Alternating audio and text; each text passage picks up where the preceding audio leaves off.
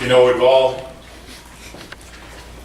bought things from time to time and then experienced buyer's remorse. I'm looking right at my wife right now.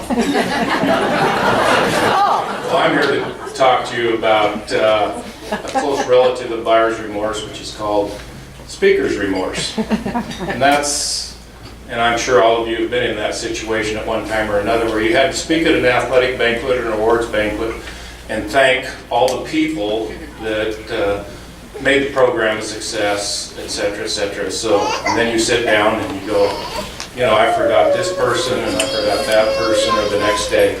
That's what's called speaker's remorse. And I'm sure we've all experienced that at one time or another. I really want to thank all the people that have helped me get to this point in my life as far as any success I've garnered, whether it was an assistant in my office or a coach, another athletic director, player, et cetera, as far as people that have been very influential. But I want to take the time right now to thank my wife of 45 years, 42 of those as a coach in that marriage. We just experienced our 45th anniversary last weekend, along with her folks, Ron and Martha Halverson, that have traveled a long ways to celebrate with me tonight. I really appreciate that.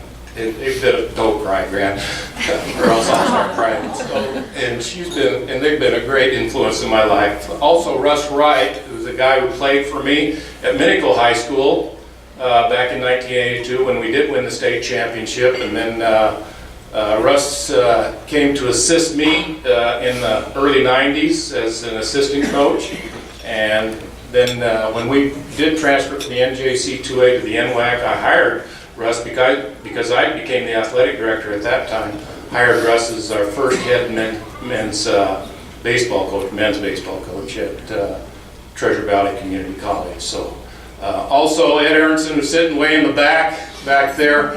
Those of you that have had any associations with Treasure Valley on and off the court, on and off the field, you know what a classy individual he is and what a great job he's done with the athletic program at Treasure Valley. I think along the way I've followed all the steps. I was a Little League coach. I was a math teacher and a high school coach. I coached American Legion baseball to where I was lucky enough to get to college baseball and coach college, and then end up as an athletic director. And then my last 6 years, I actually went back and coached college baseball again. So, I mean, my career has been a blur as far as that's concerned. It went so quick with so many great people involved. And I think that's been good. That served me well, because I think, and I've always said this before, that I think that every coach should be an athletic director, and I think every athletic director should be a coach, because I think that you need a lot of times to see both sides of the issue, and I'm sure a lot of you know what I'm talking about as far as that's concerned. Well, the last 6 years, I was the baseball coach. I finished out as the baseball coach at Treasure Valley, and we instituted what we called the championship club in our team. And what that is basically is that a player that comes into our team, they have to earn everything that they get. So, and a lot of times we recruit freshmen, right, from where they're a big fish in a small pond, and yet they come to college and then they realize, hey, everybody's as good as me or better as far as that's concerned, yet they weren't in the players' locker room. They weren't even allowed to get any players' gear. They weren't allowed to wear any Treasure Valley colors until they earned it. How did they earn it?